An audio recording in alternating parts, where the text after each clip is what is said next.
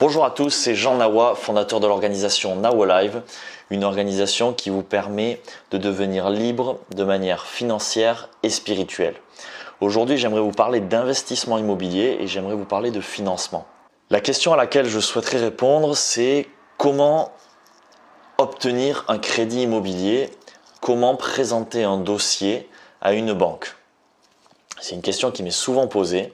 Et la première chose à faire, selon moi, c'est de considérer que le banquier est votre ami. Le banquier peut devenir votre ami. Ça vous embête peut-être de considérer ça. On vous a toujours dit le banquier, c'est pas votre ami. Eh bien moi, je vais vous dire, essayez de le voir comme votre ami. Parce que souvent, un ami a plus tendance à coopérer qu'un ennemi. La première des choses. Donc, vous pouvez petit à petit devenir pote avec votre banquier. J'ai des potes au CIC, j'ai des potes au Crédit Agricole, à la Société Générale, qui me prêtent de l'argent dans le cadre de développement professionnel pour mes sociétés, dans le cadre d'investissement immobilier, des opérations immobilières achat-revente ou dans le développement patrimonial. C'est tout à fait possible d'avoir des potes ou de devenir pote avec son banquier. Je n'étais pas pote avec eux avant, je l'ai appris à les connaître et c'est tout à fait possible. Donc, apprendre à les connaître, comment ils fonctionnent. C'est certainement la meilleure des manières pour les approcher, pour les convaincre et pour coopérer.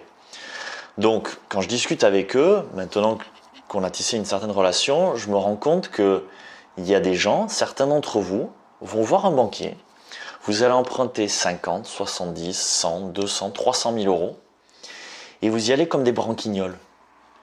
Vous y allez comme des brancasses, quoi. Vous y allez, la fleur au fusil, bonjour, combien je peux emprunter non, ça marche pas, ça.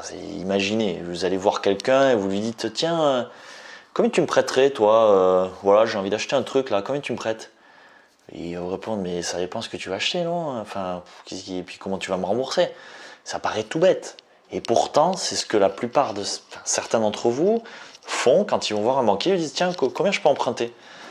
Alors déjà, vous allez passer pour un guignol en y allant comme ça, parce que vous pouvez, la règle de la banque pour une résidence principale, voilà, si vous pouvez emprunter, si tous les mois vous êtes capable de rembourser un tiers de votre salaire. Donc ça va définir le montant que vous pouvez emprunter. Bon, déjà, vous pouvez rentrer dans cette règle-là, mais même ça, c'est basique, et n'y allez pas pour ça, parce que nous, on cherche à faire des investissements locatifs, des investissements d'achat-revente, donc on cherche à investir dans l'immobilier. On ne cherche pas à dépenser. Quand on va acheter une résidence principale, il y a une forme de dépense, parce que ça va être un passif, ça va être quelque chose qui va coûter de l'argent tous les mois. Nous, on va chercher plutôt à faire un investissement, et donc dans un investissement, quand on investit dans un actif, il suffit de prouver à celui qui va vous prêter l'argent que cet actif va vous ramener plus d'argent que ça va vous coûter. C'est ça un actif, ça ramène plus d'argent que ça ne coûte. Donc, le banquier est votre pote, ou va devenir votre pote. Pour ça, apprenez comment il fonctionne. Et notamment, fonctionnez avec un mental d'investisseur, c'est-à-dire que vous considérez que votre bien va être un actif immobilier, donc va vous rapporter plus d'argent qu'il va vous coûter.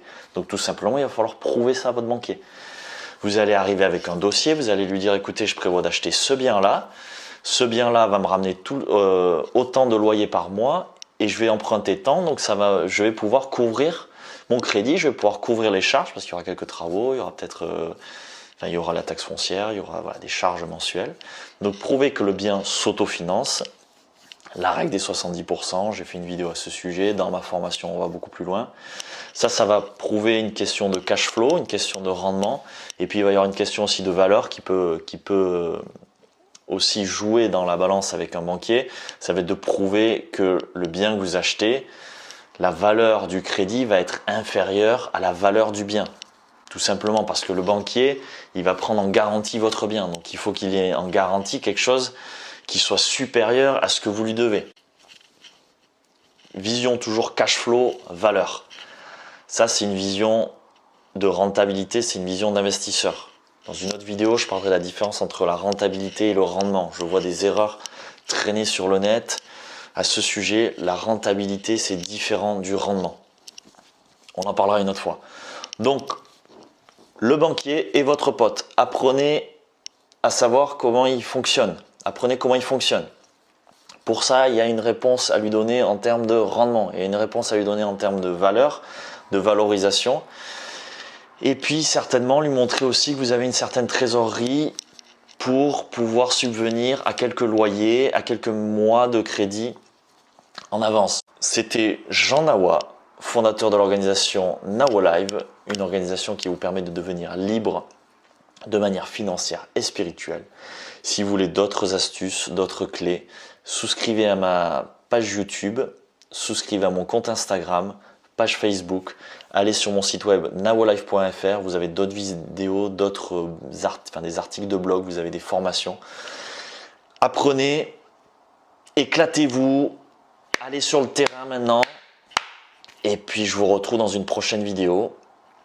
À très vite.